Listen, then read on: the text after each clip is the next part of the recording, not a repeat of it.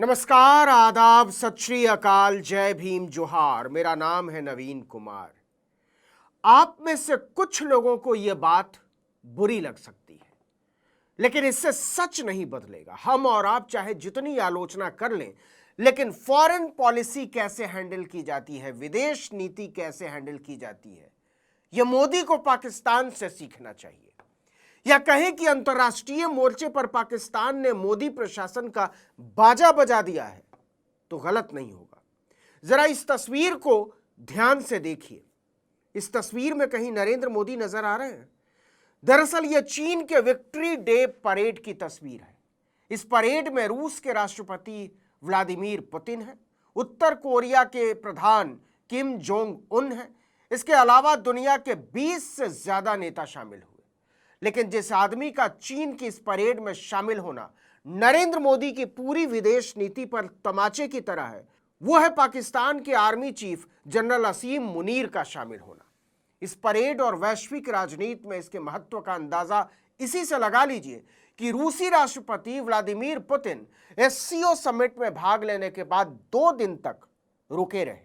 31 अगस्त को शंघाई सहयोग संगठन की बैठक खत्म हो गई थी और विक्ट्री परेड 3 सितंबर को थी। मोदी इसी से खुश थे कि पुतिन ने उनको अपनी गाड़ी से घुम्मी घुम्मी करा दिया। उनको हवाई नहीं थी कि उनके पीठ पीछे अंतर्राष्ट्रीय राजनीति में क्या खेल चल रहे हैं। जिस समय नरेंद्र मोदी बीजिंग से दिल्ली के लिए रवाना हो रहे थे, ठीक उसी समय भारत में बेकसूरों का खून बहाने के लिए जिम्मेदार पाकिस्तान का जनरल असीम मुनीर इस्लामाबाद से बीजिंग के लिए रवाना हो रहा था। खुद शी जिनपिंग ने उनका स्वागत किया।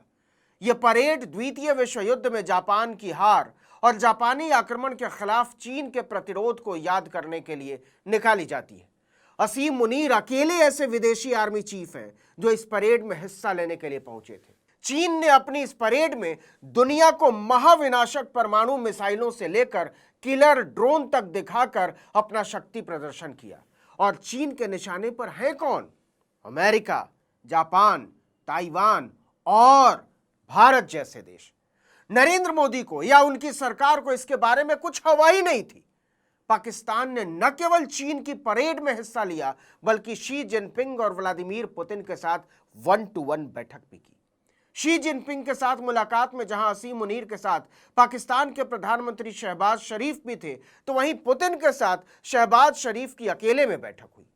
चीनी नेताओं ने कहा कि पाकिस्तान उनका आयरन ब्रदर है। आपको बता दें कि चीन पाकिस्तान को 81% हथियार की सप्लाई करता है। ऑपरेशन सिंदूर के दौरान पाकिस्तान ने भारत के खिलाफ चीन के ही बनाए हुए J-10C फाइटर जेट और PL-15 मिसाइल का इस्तेमाल किया था। इस लड़ाई के बाद असीम मुनीर को पाकिस्तान की सरकार ने फील्ड मार्शल बना दिया था। फील्ड मार्शल कभी रिटायर नहीं होते।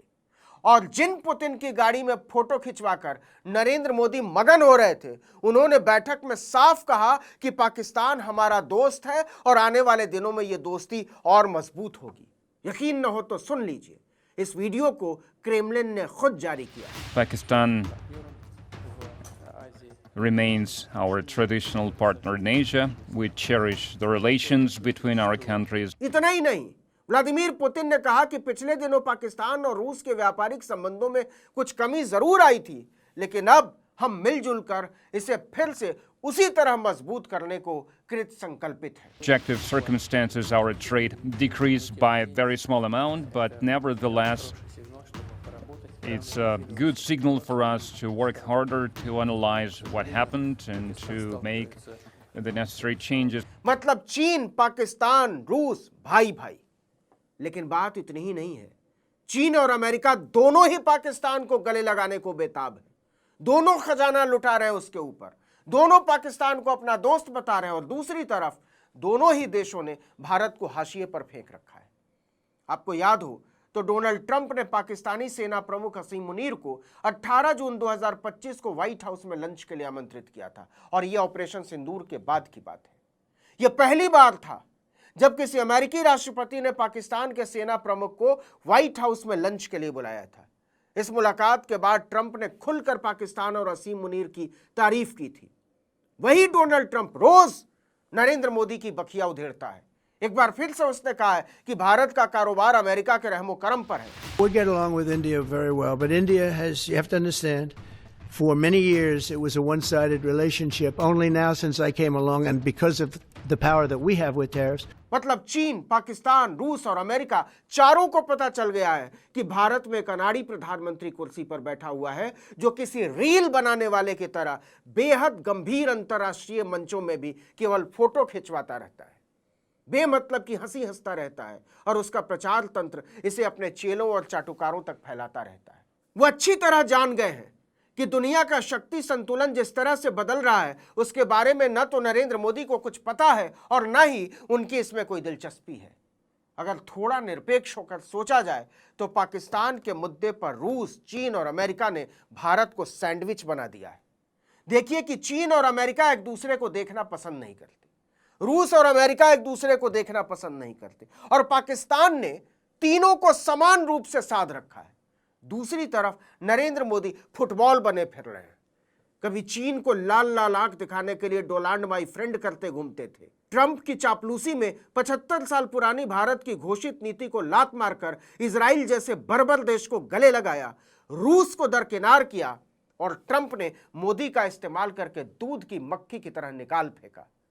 अब वो बिलबिलाए हुए कभी पुतिन के पास भाग रहे हैं तो कभी शी जिनपिंग के पास। पूरे भाषण में चाइना शब्द प्रधानमंत्री ने नहीं बोला।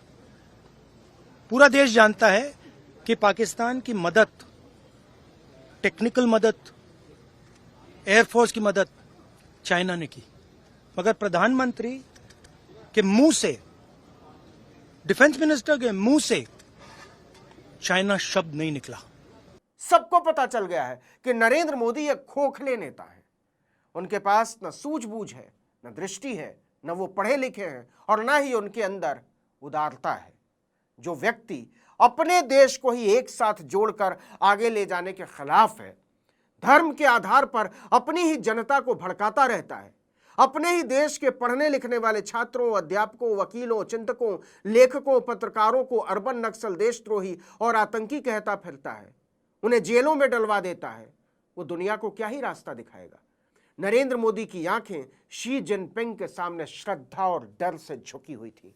उनकी हिम्मत नहीं हो रही थी आंख में आंख डालकर बात करने की।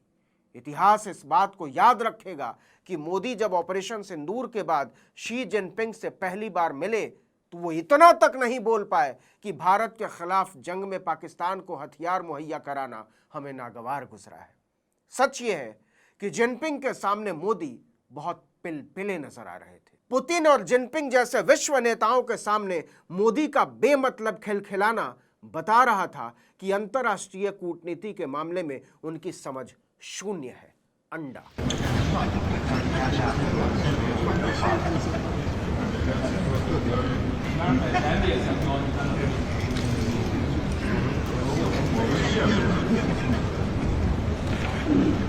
इसके बाद पाकिस्तान के प्रधानमंत्री और आर्मी चीफ का बीजिंग में स्वागत बताता है कि मोदी कुछ भी संभाल नहीं पा रहे हैं।